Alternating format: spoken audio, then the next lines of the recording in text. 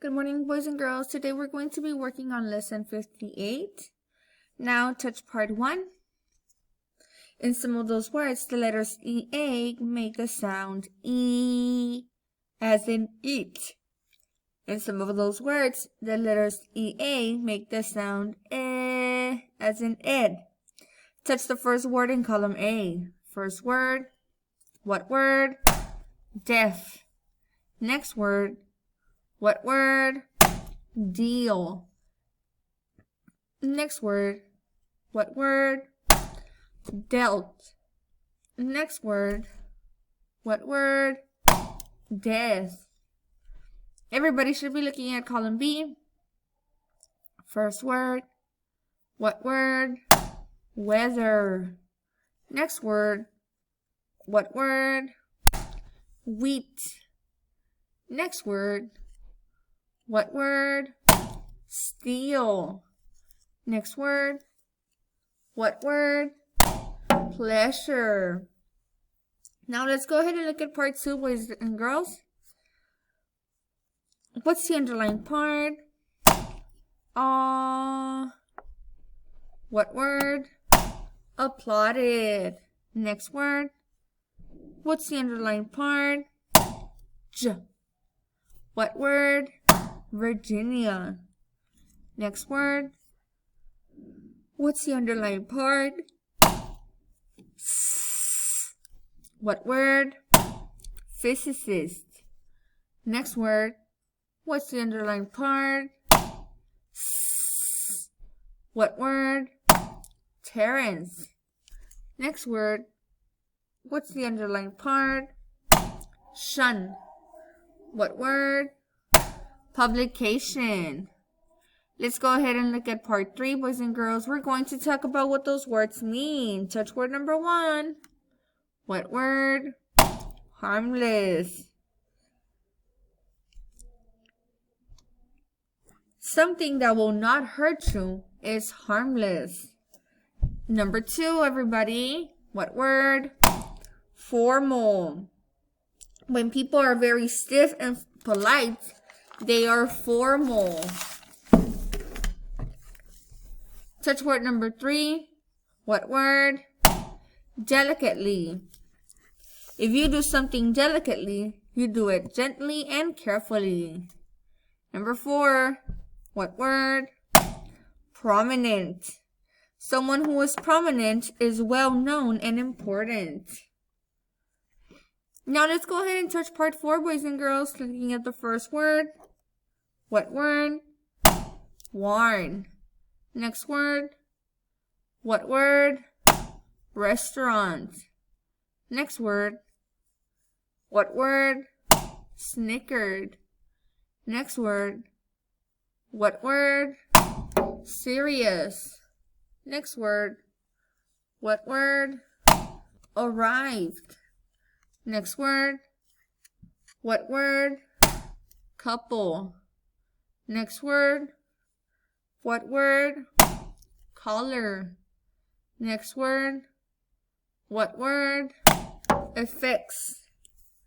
Next word. What word? Wonderful. Next word. What word? Lobby. Next word. What word? Embarrassing. Next word. What word? Association. Next word. What word? Audiences. Next word. What word? Stroked. Next word. What word? Ushers. Next word. What word? Researchers. Next word. What word? Gentleman. Next word. What word? Broadly.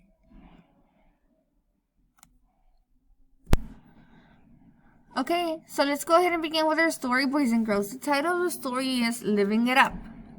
Millie and Fred arrived in New York City shortly after 7 in the evening. They took a bus directly to their hotel. In the lobby, they met several physicists they knew.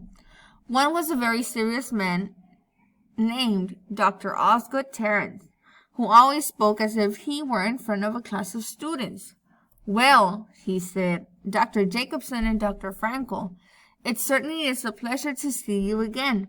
I noticed from the program that Dr. Jacobson is delivering another paper. I'm certainly looking forward to it." Millie, who was facing Dr. Terrence, pointed straight ahead and said, "Did you see that?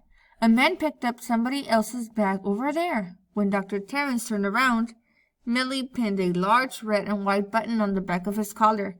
The button said, "Kiss me in the dark." Fred started to object, but Millie said, "Shh, it's a harmless joke." So the very formal Dr. Terrence chatted for a few moments and then walked across the lobby as people turned around and snickered. After going to her room, Millie took her exploding cue stick and went to the hotel's pool room. She beat a couple of physicists and a truck driver in a game of 8-ball. Then she secretly loaded the tip of the cue stick with the 3 caps, handed it one to the physicist, and said, "Here, try this cue stick. I think you'll get a bang out of it." He did. He was trying to make a very delicate shot. He stroked the stick back and forth several times. Then, very delicately, he hit the cue ball. Boom!